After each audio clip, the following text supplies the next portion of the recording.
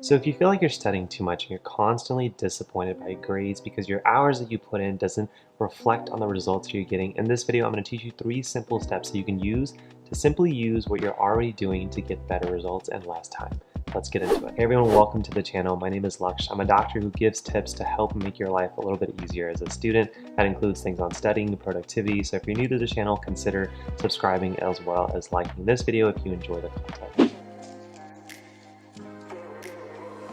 In this episode, I want to teach you a 3 simple step process that I use myself as a doctor as well as the medical students that I work with to basically use what you're doing already to cut down on your studying and get better results. And that may sound too good to be true, and I understand because when I first started as a medical student, I was spending excessive amount of time kind of roaming the different parts of the internet to find different study techniques and strategies to kind of help me improve my grades. And every time that I thought that I found the one, I would try the new study technique and just completely rehaul everything I was doing, hoping for better results, but sometimes my grades were exactly the same, if not worse. If you can relate with that experience of spending an excessive amount of hours but not getting the grades you want, and you start feeling the doubt, the stress, and eventually you start building up these negative emotions about yourself and your own capabilities. And so as students, our default way to deal with this is we just find ourselves overhauled with unlimited amount of work that we need to do, excessive amount of resources, and really a study system and strategy that is not really perfect for us. So when I noticed that I had this problem, I basically kind of broke it down into 3 simple steps that have helped me get over that hump and essentially use what I was already doing to get better grades. I've constantly tinkered with this 3-step process until I got to a point where it just works regardless of what your study strategy is or the kind of learner you are. So the first part of our 3-step process is to identify your most effective study technique. Now, you may not know what this is, and so a simple strategy that I love to use with myself and a lot of the students that I work with is to create a motivation map. So if you're unfamiliar with the motivation map, I'll put it up on the screen, but essentially you just graph where your x-axis is your motivation, your y-axis is your impact or how effective something is, and you think about all the different study tactics that you've either used or are using, and you can do this with your resources as well. You just want to plot them where they are on the respective graph. So if it's something that you are much more likely to do, it will go to the very right on your x-axis. And if it's something that is super effective and you feel like it helps with your long-term retention, your understanding of things, then that would go really high on your y-axis. And as you go through this exercise, you realize there's study techniques and strategies that you love doing and are also giving you a lot of bang for your buck. But on the flip side, you're also probably doing things where you're not motivated to actually get into it. And then when you look at the results you're getting back, it's probably little to begin with. And so personally, as a visual learner, I love using this visual representation to understand this works, this doesn't, and maybe I should focus more of my time here.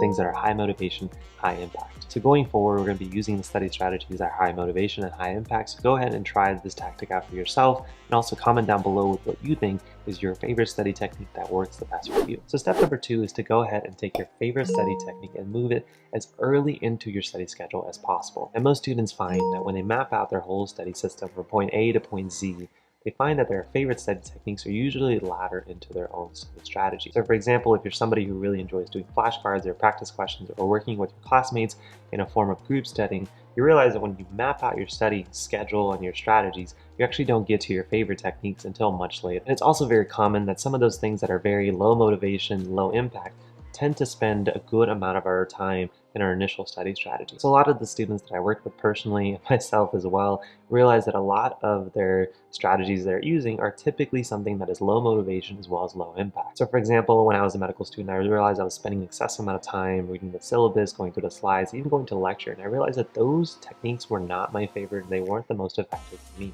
but yet they still took a good chunk of my study strategy if I've mapped it out. So a very simple way that you can improve this is take that study technique that you identified in step number 1 and move it further up into your study system. So if you're somebody who enjoys doing group studying, maybe you can see if you can move an interaction with your peers early on, or if you're somebody who enjoys doing flashcards, seeing if you can potentially do flashcards earlier on or potentially replace something that you may be doing instead. And finally, step number 3 of this process is to constantly reevaluate what's actually needed. So if you do the exercise of listing out everything you're doing from the point that you try to gather the material, whether that be reading the syllabus or going through your slides or listening to your lecture. If you list out everything and then you also document how many hours on average you may be spending a day or per week, you'll get a good idea of all the different things and all the different resources you're using for a specific class. Now, through the first 2 steps, you've already found the things that work best for you, and these are ideally things you should do more of to get more value. But because we don't want to be spending an excessive amount of time studying, the first thing that we should be doing is looking at this mapped out study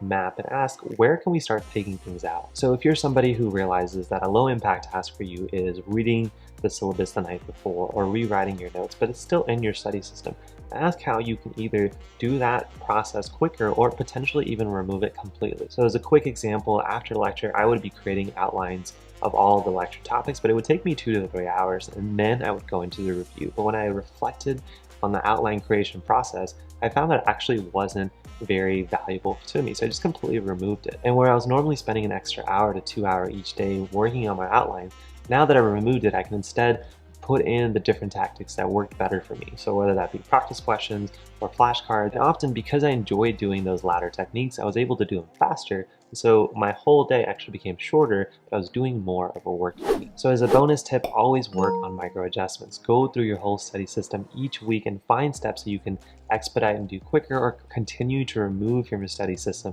That way, the only thing that you're left with are the things that you personally enjoy and are perfect for you. And this is important to remember if you're a student who keeps going back and forth between resources and study tactics, because you're always looking for the next best thing that will work for you. But always keep in mind that the strategies that you find online may work perfectly for some people, but they may not be perfect for you. So instead of trying to completely rehaul your study strategies, ask yourself what type of things you enjoy doing that you're already doing, and minimize the things that you aren't, and eventually you'll go ahead and find a structure that is quick, efficient, and effective. So to review the process, guys, of the 3 simple steps, step number 1, you want to use some kind of motivation mapping to understand your favorite techniques that are also high impact.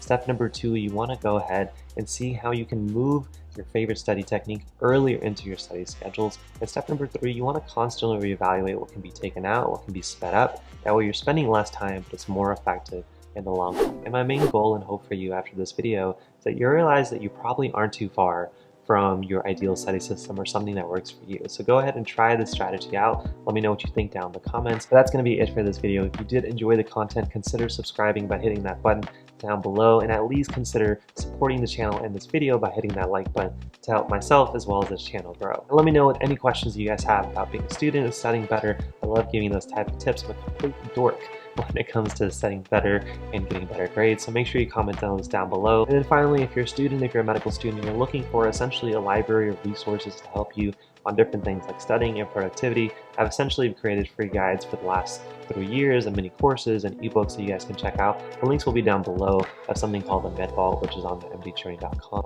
It's completely free, and I'll link that down below in the description in case you guys are interested. Thank you guys so much for watching this video, and for those of you guys that have made it to the end, thank you for the support. Hopefully I've been a little help to you on your journey. Thanks for being a part of mine. I'll see you guys in the next one.